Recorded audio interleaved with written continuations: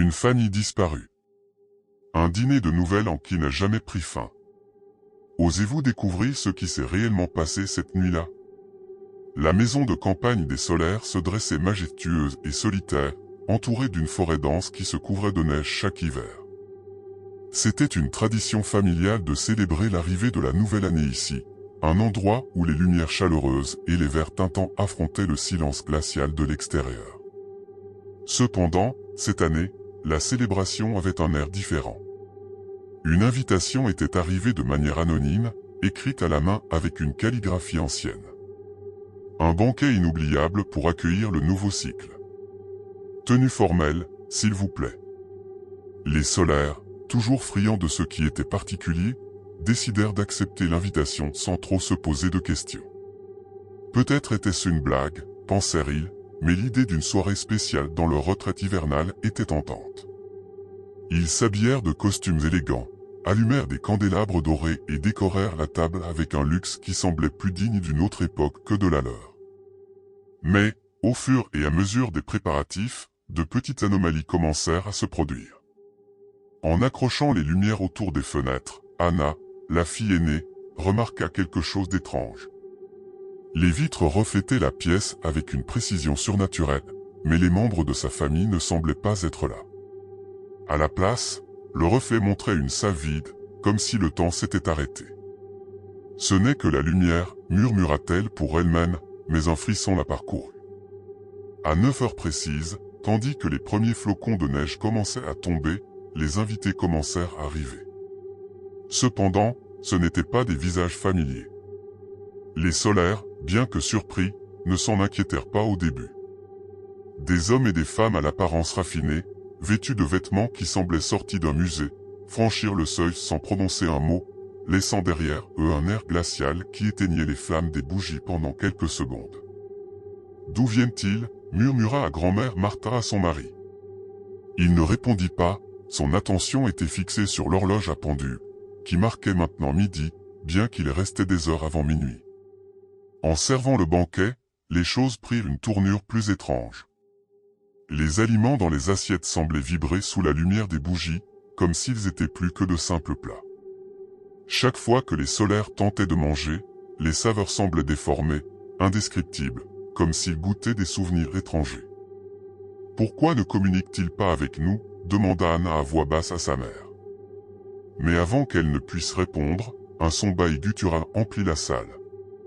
Ce n'était pas celui d'un animal, mais de ces mêmes invités. Ils murmuraient entre eux dans une langue incompréhensible, avec des voix qui semblaient surgir de différents coins de la maison, bien que leurs lèvres bougeaient à peine. À minuit, l'horloge sonna à nouveau, cette fois avec une force surnaturelle. Les murs commencèrent à changer, se transformant en surfaces réfléchissantes qui montraient non seulement la pièce, mais aussi des moments passés. Les Solaires se virent eux-mêmes, plus jeunes, à différentes étapes de leur vie, mais chaque reflet avait quelque chose de perturbant. Dans leurs yeux, l'éclat de la vie manquait. Soudain, l'un des invités, un homme aux cheveux blancs et aux yeux noirs comme l'obsidienne, se leva. Sa voix résonna comme un tonnerre, « Ce banquet n'est pas pour les vivants. Vous avez franchi une porte que vous n'auriez pas dû ouvrir. Maintenant, vous faites partie du festin. » La salle resta silencieuse après les paroles de l'homme aux cheveux blancs. Les Solaires, paralysés par la terreur, tentèrent de comprendre ce qui se passait, mais leur esprit semblait pris au piège dans une brume dense. L'air devint glacial, et la respiration de chaque membre de la famille formait des nuages visibles qui disparaissaient lentement de manière antinaturelle. « Que veut-il dire par « nous faisons partie du festin » demanda Daniel, le plus jeune fils, d'une voix tremblante. Personne ne répondit. Au lieu de cela, les invités commencèrent à se lever, un par un, leurs mouvements fluides et presque mécaniques.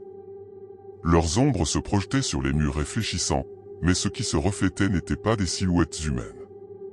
Ce étaient des créatures allongées et tordues, avec des yeux brillants et des bouches qui goûtaient une substance noire et visqueuse.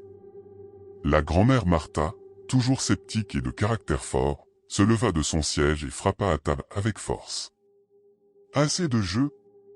J'exige savoir ce qui se passe ici. » À peine eut-elle terminé de parler, le sol sous ses pieds commença à se fissurer. Les planches de bois se brisèrent, révélant un abîme sombre et palpitant, comme si quelque chose de vivant se trouvait en dessous. « Le temps ici ne passe pas comme à l'extérieur, » dit l'homme aux cheveux blancs, sans bouger. « Vous avez été convoqués à ce banquet parce que vos âmes ont résonné avec notre invitation. Chacun de vous a un péché, un secret, une culpabilité, et nous nous nourrissons de cela. » Les mots tombèrent sur les solaires comme une pierre. C'était impossible. Pourquoi eux? Que avaient-ils fait pour mériter cela? Tandis que les questions se bousculaient dans leur tête, les images sur les murs réfléchissants commencèrent à changer. Elles ne montraient plus des moments heureux, mais des scènes sombres et privées que chaque membre de la famille avait tenté d'enterrer. Sur l'un des murs, Anna vit un reflet d'une nuit de son adolescence. Elle était dans la forêt, près du lac, tenant une pierre lourde dans les mains. Devant elle, un chien blessé et agonisant. Les larmes coulaient sur son visage tandis qu'elle murmurait « Je suis désolée, je suis vraiment désolée ». Puis, d'un geste rapide, elle laissa tomber la pierre, réduisant l'animal au silence pour toujours. « Ce n'est pas réel », cria Anna, reculant. Mais le reflet restait, implacable, comme une accusation silencieuse. À côté d'elle, Daniel observait son propre reflet.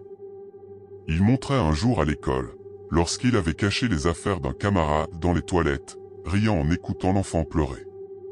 C'était une blague, il avait pensé à l'époque. Rien d'autre. Mais maintenant, sous ce regard inhumain, il se sentait comme un monstre. Chaque membre de la famille fut confronté à un moment de culpabilité, un secret qui les rendait vulnérables. La grand-mère Martha vit quelque chose que personne d'autre ne comprit, mais son visage pâlit, et ses mains commencèrent à trembler. Personne n'osa poser la question. « Vous pouvez partir » dit enfin l'homme aux cheveux blancs. Sa voix était douce, presque tentatrice. « Mais pour cela, vous devez offrir quelque chose en échange.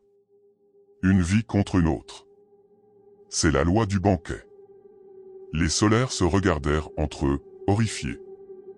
La possibilité de trahir l'un des leurs pour s'échapper était impensable, ou non? La tension dans la salle était insupportable, comme si l'air même attendait leur décision. Les créatures, qui se déplaçaient maintenant autour d'eux, les observaient avec des sourires déformés, appréciant le spectacle. Ce fut alors qu'Anna se leva. « C'est moi qui ai accepté l'invitation. C'est ma faute. Si quelqu'un doit payer, ce sera moi. » Mais avant qu'elle ne puisse faire un pas vers les créatures, sa mère la retint. « Non, dit-elle fermement. Nous sommes une famille. Nous sortons ensemble ou nous ne sortons pas du tout. » Les mots semblèrent éveiller quelque chose chez les solaires. Malgré la peur, malgré les accusations que les reflets continuaient de montrer, ils se prirent par la main, formant un cercle autour de la table. « Si nous devons payer, nous le ferons ensemble, » dit Martha, défiant l'homme aux cheveux blancs du regard. L'homme aux cheveux blancs éclata de rire, un rire profond qui secoua la pièce. Intéressant. Très intéressant. Tous ceux qui arrivent ici ne choisissent pas le chemin de l'unité.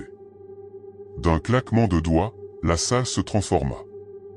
Les murs réfléchissants disparurent, les créatures s'estompèrent, et les solaires se retrouvèrent à nouveau dans leur maison de campagne. Tout semblait pareil, mais quelque chose était différent.